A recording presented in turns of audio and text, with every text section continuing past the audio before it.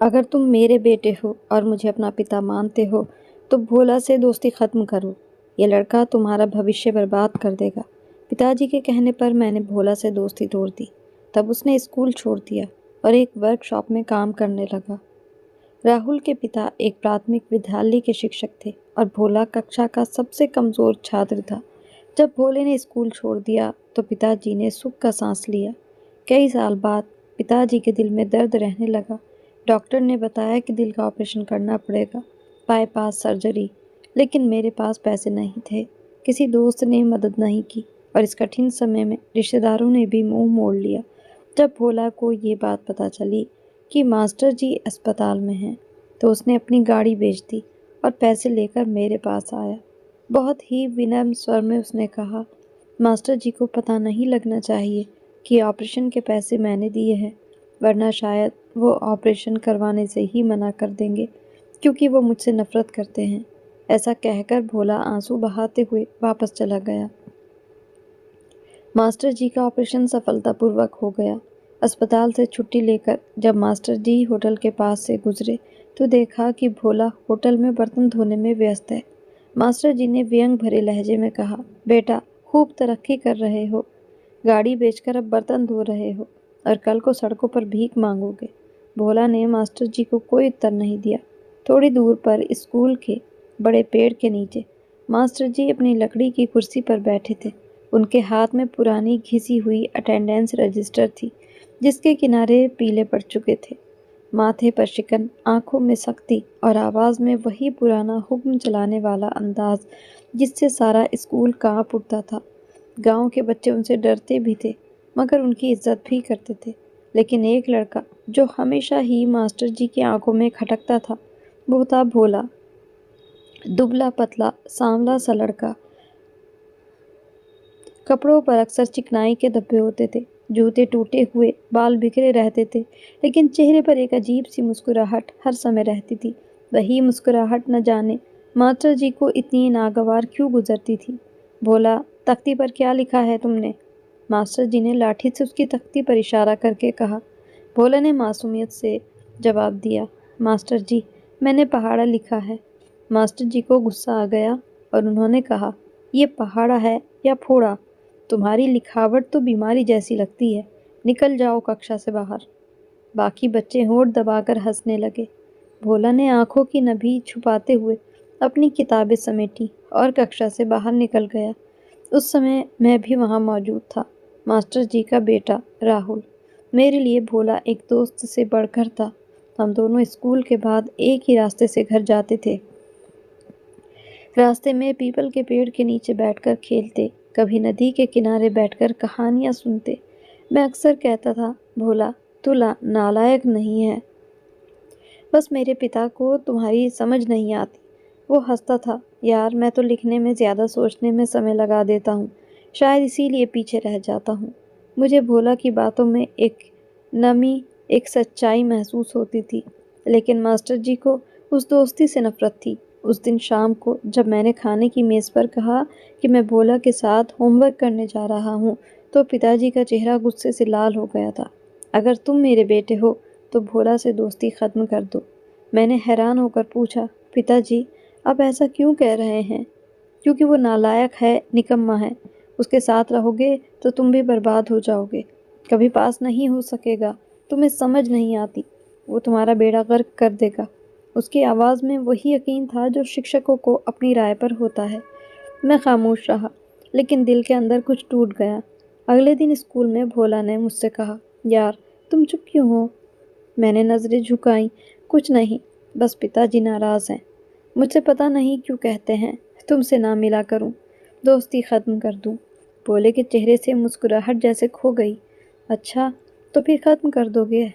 نہیں بھولے، میں ایسا نہیں کر سکتا۔ ٹھیک ہے تو اچھا لڑکا ہے، ماسٹر جی کا بیٹا ہے، میں کون ہوتا ہوں تیرے ساتھ چلنے والا؟ تیرے پتا ٹھیک ہی کہتے ہیں، میں ماسٹر صاحب کی بہت عزت کرتا ہوں۔ اس نے اپنا بستہ اٹھایا اور خاموشی سے دوسری طرف چل دیا۔ اس کے قدموں سے مٹی اڑ رہی تھی، جیسے ہوا نے بھی افسوس سے سر جھکا لیا ہو۔ دن گزرتے گئے، میں اسکول آتا لیکن بھولے کی کرسی خالی رہتی۔ ماسٹر جی کے چہرے پر عجیب سا سکون نظر آتا تھا، جیسے انہوں نے کوئی خراب کام صحیح کر دیا ہو۔ پھر ایک دن ہیڈ ماسٹر نے اعلان کیا کہ بولا نے اسکول چھوڑ دیا ہے، وہ ایک ورک شاپ پر کام کرنے لگا ہے۔ میرا دل جیسے بیٹھ گیا، مجھے بہت دکھ ہوا۔ اسکول کے بعد میں ورک شاپ کے پاس سے گزرتا تھا، وہاں پر وہ تیل سے سنے ہاتھوں میں موٹر سائیکل کا انجن کھول رہا ہوتا تھا۔ وہ مجھے شکل سے بھوکا نظر آتا تھا، مجھے ایسے دیکھ کر مسکرا دیتا تھا۔ ماسٹر جی کو کہنا کہ میں نالائق ہوں لیکن روٹی حلال کما رہا ہوں، میں کچھ نہ بول سکا۔ دل میں عجیب سی چبھن تھی۔ وہ دن میری یادوں میں پتھر کی لکیروں کی طرح ہو گئے۔ گاؤں کی گلیوں میں وقت کا پہیہ چلتا رہا، اسکول کے میدان میں وہی پیڑ، وہی ہوا، مگر بھولے کی ہنسی اب سنائی نہیں دیتی تھی۔ ماسٹر جی اب بھی سخت تھے۔ گاؤں کی شاموں میں وہی پرانی مٹی کی خوشبو، بھینسوں کے گلے میں بجتی گھنٹیاں، اور دور مسجد کے مینار سے آتی اذان اور مندر میں بجتی گھنٹیاں، سب کچھ ویسا ہی تھا، اگر میرے دل میں ایک ایسی خاموشی بس چکی تھی جو اب کسی آواز سے نہیں ٹوٹتی تھی۔ بھولے کے جانے کے بعد اسکول جیسے خالی خالی لگنے لگا تھا۔ میرا پڑھائی میں بالکل بھی من نہیں لگتا تھا۔ وہی بینچ پر جس پر ہم دونوں بیٹھتے تھے اب میرے لیے ایک سزا بن گئی تھی۔ میں جب بھی اس پر بیٹھتا، بھولے کی ہنسی، اس کے چکنے ہاتھ اور اس کی بے فکری کی خوشبو ہوا میں گھل جاتی تھی۔ میں کبھی کبھار اس بارے میں سوچتا تھا، کیا سچ میں بھولا نالائق تھا یا ہم سب نے اسے یہ بننے پر مجبور کیا؟ ایک دن اسکول سے واپسی پر میں نے ورک شاپ کے سامنے رک کر جھانکا۔ بھولا ٹائر میں ہوا بھر رہا تھا، پسینے سے نہایا ہوا تھا، اس کی شرٹ پسینے سے بھیگ چکی تھی، لیکن چہرے پر وہی پرسکون مسکراہٹ جو میں نے ہمیشہ دیکھی تھی۔ میں نے ہمت کر کے آواز دی، بھولے۔ وہ مڑا جیسے اسے یقین ہی نہ آیا ہو کہ میں ہوں۔ ارے تو! میں نے نظریں نیچے کی، یار تو ناراض تو نہیں؟ وہ مسکرا دیا، ناراض؟ نہیں تو، ایسی کوئی بات نہیں۔ ارے تو ماسٹر جی کا بیٹا ہے، میں کہاں تیرے قابل ہوں؟ ان شبدوں نے میرے سینے میں کیل سی گاڑ دی۔ میں کچھ نہ کہہ سکا، لیکن آواز نکل نہیں رہی تھی۔ بھولے جھک کر دوبارہ کام میں لگ گیا، جیسے ہمارے بیچ میں جو کچھ باقی تھا اب وقت کے ساتھ ساتھ ختم ہو رہا ہو۔ دن مہینوں میں بدلتے گئے۔ بھولے ورک شاپ میں مہارت حاصل کرنے لگا۔ ایک شام میں اور پتا جی بازار جا رہے تھے۔ بھولے ہمارے سامنے آیا، چکنے کپڑے، تیل سے بھرے ہاتھ تھے، لیکن چہرے پر روشنی تھی، اور میں رکا، مگر پتا جی آگے بڑھ گئے۔ بھولے نے پتا جی کو پرنام کیا، پرنام ماسٹر جی، لیکن پتا جی نے نظریں پھیر لیں۔ ہاں پرنام۔ ورک شاپ کا کام ٹھیک چل رہا ہے؟ بھولے نے دھیرے سے کہا، جی ماسٹر جی، بس آپ کی دعا ہے، روزی روٹی تو اوپر والے کے ہاتھ میں ہی ہے۔ ماسٹر جی نے تانا مارتے ہوئے کہا، ہاں، پڑھائی کے بنا آدمی وہیں پہنچتا ہے جہاں اب تم ہو، جہاں تیل کے ڈبے اور گریس ہوتی ہے۔ بھولے کے چہرے سے مسکراہٹ اچانک غائب ہو چکی تھی، مگر اس نے کچھ نہ کہا۔ وہ میرے پتا جی کی بہت عزت کرتا تھا، صرف اتنا بولا، ماسٹر جی، جو تیل انجن کو چلاتا ہے وہی ہاتھ محنت سے روٹی کماتے ہیں۔ اب ماسٹر جی آگے بڑھ گئے۔ میں پیچھے پلٹا تو بھولے کی آنکھوں میں ایک عجیب سی چمک تھی، دکھ بھی مگر پوری خودداری کے ساتھ۔ گھر پہنچ کر ماسٹر جی نے کہا، دیکھا، وہی لڑکا جو کتابوں سے بھاگتا تھا آج تیل کے کنستروں میں ڈوبا ہے۔ اس سب سے سبق لو، ابھی بھی موقع ہے، پڑھائی سے بھاگنے والوں کا انجام یہی ہوتا ہے۔ میں نے خاموشی سے پانی کا گلاس رکھا۔ رات کو کافی دیر تک مجھے نیند نہیں آئی، چھت کی طرف دیکھتا رہا اور یادوں کے دھاگے کھلتے گئے، ہم دونوں کے وہ دن جب بارش میں بھیگتے ہوئے اسکول جایا کرتے تھے، جب بھولے میرا بستہ اٹھا کر کہتا تھا، ماسٹر جی کے بیٹے کو بوجھ نہیں اٹھانا چاہیے، اور آج وہ خود زندگی کا سارا بوجھ اٹھائے کھڑا تھا۔ وقت تیزی کے ساتھ گزرتا گیا، میں کالج چلا گیا۔ ماسٹر جی اب ریٹائر ہو چکے تھے۔ کبھی جو کرسی اس کے روب سے کانپتی تھی، آج وہ کرسی خالی پڑی تھی۔ ان کے چہرے پر وہی سختی تھی، لیکن اب آنکھوں میں ایک گہری تھکن آ چکی تھی۔ پر شریر کے ساتھ ساتھ دل بھی اب ان کا کمزور ہو چکا تھا۔ ڈاکٹر نے بتایا کہ دل کی نسیں بند ہیں، آپریشن ضروری ہے، ورنہ ان کی جان کو خطرہ ہے۔ ڈاکٹر کے شبد جیسے میرے کانوں میں ہتھوڑوں کی طرح گونجنے لگے۔ میں اپنے پتا سے بہت پیار کرتا تھا۔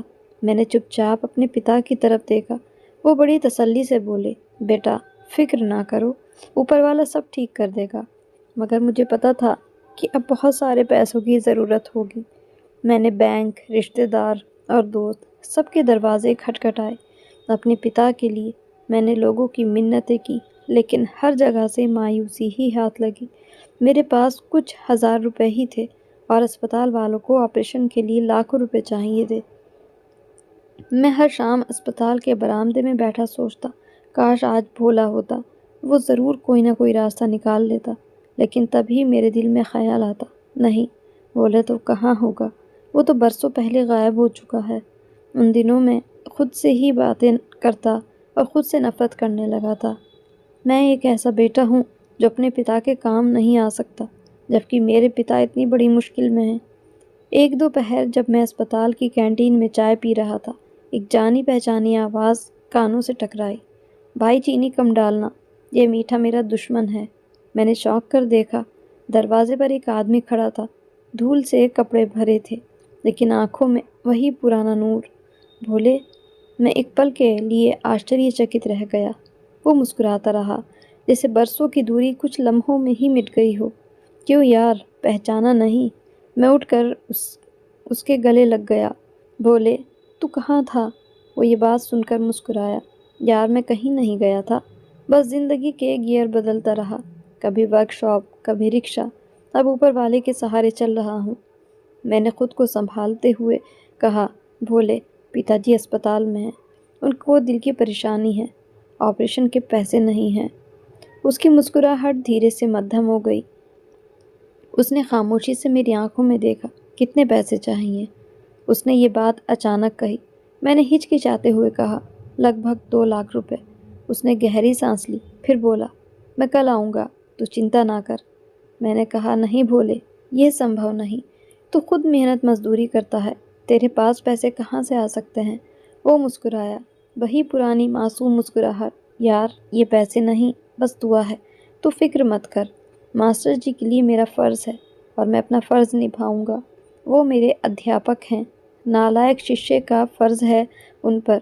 اگلے دن وہ آیا، ہاتھوں میں ایک لفافہ تھا، اس میں کچھ نوٹ تھے، یہ لے، ماسٹر جی کا آپریشن ضرور ہوگا۔ میں یہ سن کر حیران ہو گیا۔ بھولے، تو نے اتنے پیسے کہاں سے لیے؟ وہ بولا، میں نے اپنا رکشہ بیچ دیا۔ میرے دل کی دھڑکن رک گئی۔ رکشہ؟ وہی جو تیری روزی روٹی کے لیے تھا؟ ہاں یار، رکشہ پھر خرید لوں گا، یہ کون سی بڑی بات ہے، لیکن اگر ماسٹر جی نہ رہے تو یہ بوجھ عمر بھر نہیں اترے گا۔ بات کو سمجھنے کی کوشش کر۔ میں نے آنکھوں میں آنسو لیے کہا، بھولے، پتا جی کو مت کہنا، یہ بات تو اچھی طرح جانتا ہے۔ تو اس نے دھیرے سے کہا، ہاں یار میں جانتا ہوں، ماسٹر جی مجھ سے بہت نفرت کرتے ہیں۔ اگر یہ جان گئے کہ نالائق کے پیسوں سے ان کا دل چلے گا تو شاید آپریشن کروانے سے ہی انکار کر دیں۔ وہ ہنسا، لیکن آنکھوں کی نمی نہ چھپ سکی۔ بس یہ میرا اور تیرا ایک راز ہے۔ آپریشن ہوا، ڈاکٹروں نے کہا آپریشن کامیاب رہا۔ میرے دل سے ایک بوجھ اتر گیا۔ میں نے آسمان کی طرف دیکھا، آنکھیں بند کیں اور اوپر والے کا شکر ادا کیا، اور اس کے بعد میں نے بھولے کا شکریہ ادا کیا۔